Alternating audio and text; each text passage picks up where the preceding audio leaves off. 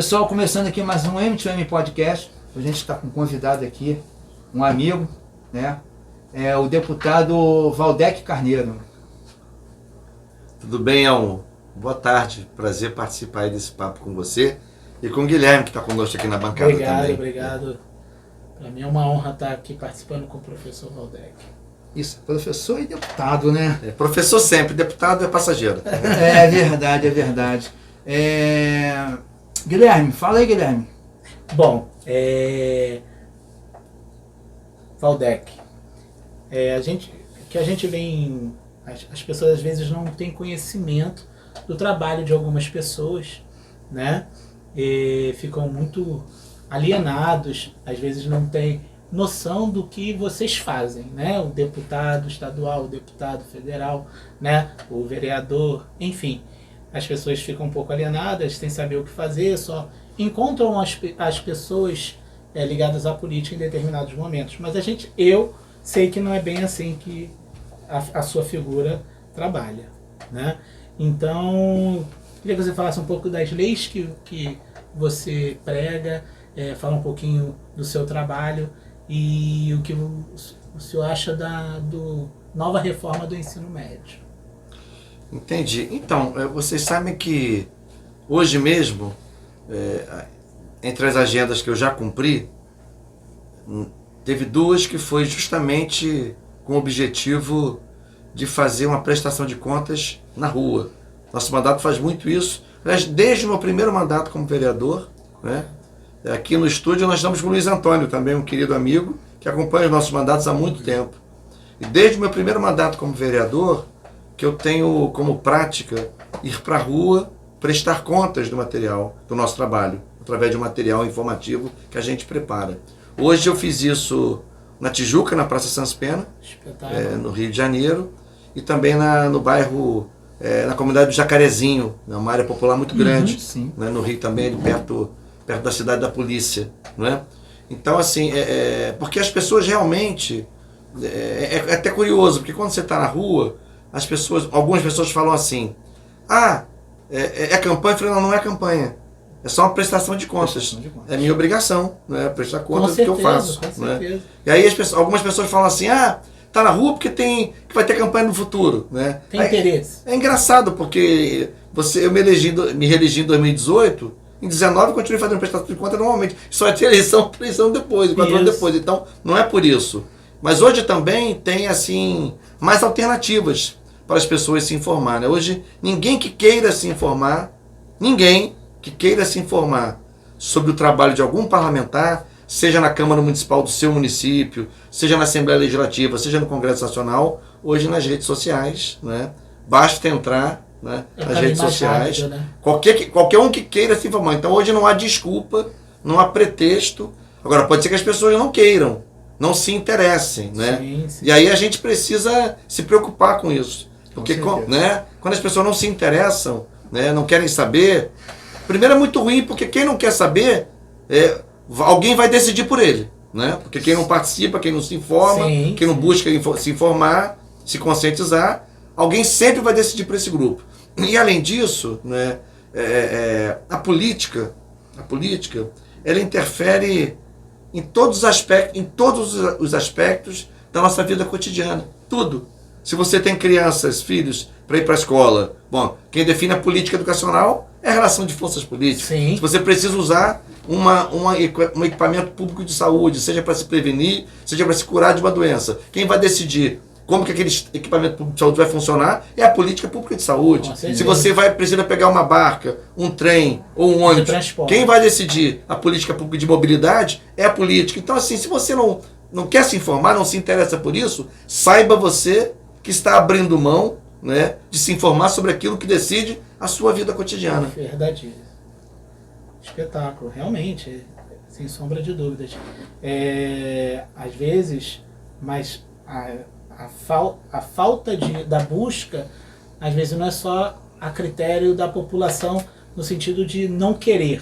Às vezes falta acessibilidade para isso. Claro, né? Por isso que a gente vai para a rua. Exatamente, Esse é o Guilherme. motivo. Por isso que não nos bastam as redes sociais. Elas são muito importantes, elas ampliam muito as possibilidades, essa rádio mesmo, né? Nós estamos aqui na M2M, que é uma web rádio. Então, a internet, né, o mundo virtual, possibilita que essa rádio chegue para o mundo inteiro, a rigor. Então, claro que amplia muito as nossas possibilidades, mas não é suficiente. Então, a gente vai para a rua para encontrar justamente com a pessoa que quer pegar o material, né, que quer ler, quer folhear, quer perguntar, enfim. Então, é engraçado que algumas vezes as pessoas dizem assim, você sabe que eu não acredito mais. Você sabe o que eu digo para essa pessoa? Não é uma questão de crença, é uma questão de reflexão. Isso. Crença é igreja, é religião, é fé, é dogma, cada um com a sua, e a gente precisa respeitar, inclusive, a diversidade religiosa. Política não é crença, você tem que refletir, pegar informações, cruzar informações, pesquisar e aí refletir a respeito daquilo. Então, assim, quando alguém me diz que não acredita na política, você está confundindo a atividade política com a atividade religiosa. Na religião, você crê em um Deus, em um santo, em um orixá, enfim, é a sua crença. Agora, na política, não se trata de acreditar, se trata de buscar se informar, buscar conhecer, procurar saber, refletir e tomar sua decisão. Sua decisão pode ser votar, a sua decisão pode ser participar de um partido, a sua decisão pode ser participar de um ato público, a sua decisão pode ser encaminhar uma matéria que você recebeu para que uma outra pessoa leia também. Tem várias formas de participar. Com certeza. Né? Quem quer participar da política não tem necessariamente que se filiar a um partido, não tem necessariamente que se candidato. Ou ser um tem inúmeras formas de participação. Agora, o pressuposto, a primeira condição, é você querer se informar e entender que aquilo é importante para a sua vida e para a coletividade, que também tem isso, né? Assim, a política é uma atividade cujo resultado, cuja consequência, ela é necessariamente coletiva, né? Para o bem ou para o mal.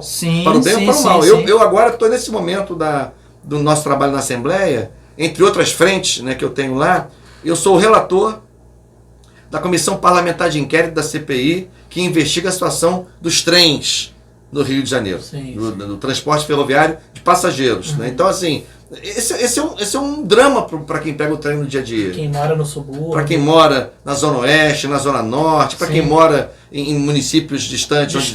Guapimirim, por exemplo, Magé, Caxias, enfim. Então, assim, é muito importante você acompanhar, porque se você não se interessa, depois você não entende bem por que o trem não passa, né? Por que o ônibus não passa, por que a barca está trabalhando agora com horários muito ruins, horários muito ruins, espaçamento muito grande, longo. E o povo é quem sofre, que você fica lá esperando levar um bobalhão naquele saguão, transporte lotado. Então, assim, as pessoas têm que se informar, procurar saber. Verdade, até porque as pessoas, como você falou, têm que se informar.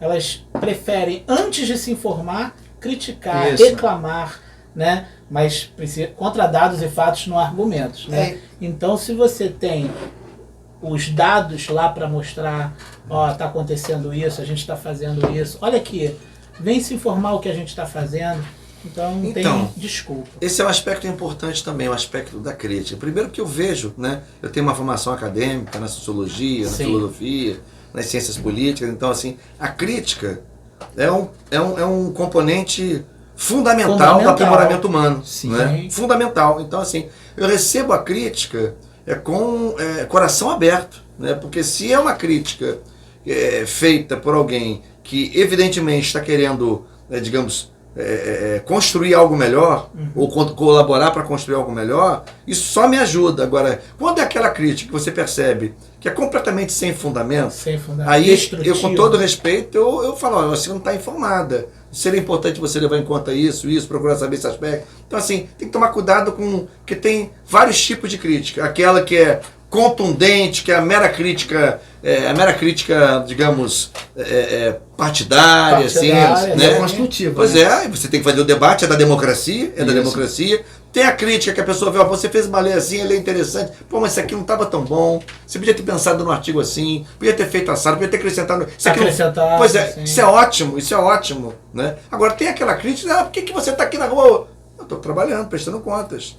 Porque aí dá vontade de falar assim, mas se o deputado não vai para a rua, o pessoal reclama que não vai pra rua. Se vai pra rua, tá queixando que tá na rua. Tem que porque eu tenho meio termo. O paradigma que o candidato só aparece de 4 em 4 anos. E o pessoal está mudando isso. Não, e o que é engraçado, o que eu vejo muito isso, Elmo, que você falou agora é interessante, porque assim, a gente faz isso permanentemente. Sim, sim, eu faço sim. banquinha na rua, dei meu primeiro mandato de vereador. Isso já faz quase 20 anos. Né? Tive 3 mandatos de vereador aqui em Niterói e tenho muito orgulho disso. E aprendi muito com isso também. Então, assim, eu vou pra rua toda hora, o tempo todo. Né? Não, enfim, tem nada a ver com eleição. E o eleitor, o cidadão pergunta assim, tem eleição, né? Em 2019, eu falei, não tem eleição. Mas então por que você está aqui? Eu falei, estou prestando contas. É engraçado que as pessoas associam a nossa presença na rua à disputa eleitoral. A campanha eleitoral não tem nada a ver com campanha. Né? Campanha é quando tem o momento da campanha. Entendeu? Ou então, é muito comum também, quando alguém pede para você dar uma orientação ou dar alguma ajuda, né? Hoje, por exemplo, eu fui conseguir informações sobre um paciente que está no Hospital Estadual aqui de Manilha, o Cáfaro. Ele está internado lá e eu consegui falar com o diretor, consegui informações, passei para a família. Assim, então, às vezes você faz isso, estou falando desse caso especificamente, não estou dando só esse exemplo.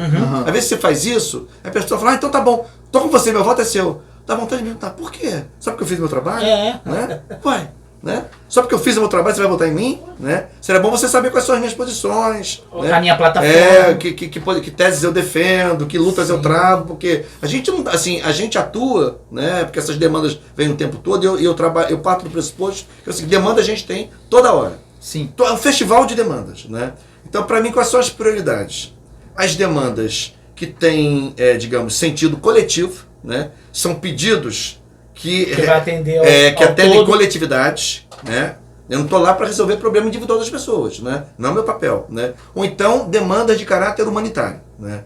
Questão de saúde, algum direito muito afrontado, alguma injustiça muito flagrante, então se eu puder interferir. Então assim, eu não faço essas coisas para ter voto, não. Eu faço essas coisas, primeiro, que eu sou um agente público, né? Eu fui eleito pelo voto popular. Para ser o Rio de Janeiro tem quase 17 milhões de pessoas, 16 milhões e uns quebrados aí. São só 70 deputados. É uma enorme responsabilidade. Já imaginou? O Estado com mais de 16 milhões de pessoas e só tem 70 pessoas na Assembleia. Então assim, meu papel é esse. Agora, assim, votar, eu acho que tem que ser outra coisa. Vou votar porque o vereador, ajudou a fazer a minha rua. Primeiro que é o vereador que faz isso, é a prefeitura. Mas enfim, o vereador levou lá o currículo. Gente, tem que saber que posições ele defende, né? Quais são as teses que ele representa, quais são as lutas que ele trava em favor da coletividade. Então, assim, mas assim, a gente ouve muito isso, né? Costuma se associar muito isso à figura do político, mas na população você ouve muito isso, sabe? Sim. Então eu me sinto muito desafiado quando eu ouço esse tipo de coisa, desafiado a contribuir para, digamos assim, de alguma maneira, que o nosso mandato possa cumprir também um papel.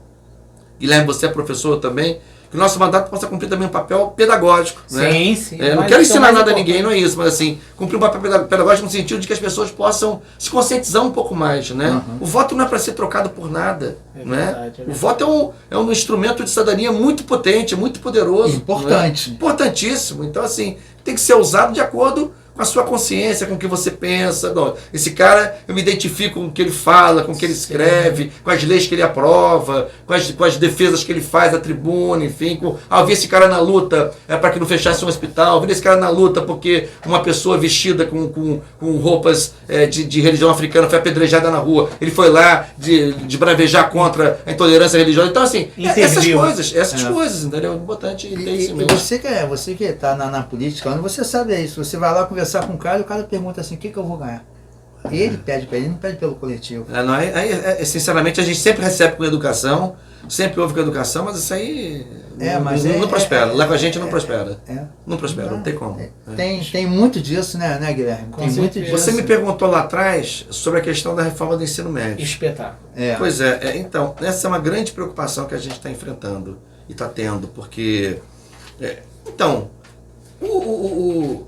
de tempos em tempos, você fazer atualizações e reformas curriculares, isso é válido, porque assim, o mundo não é estático, a realidade não é estática, então assim, o conhecimento é dinâmico.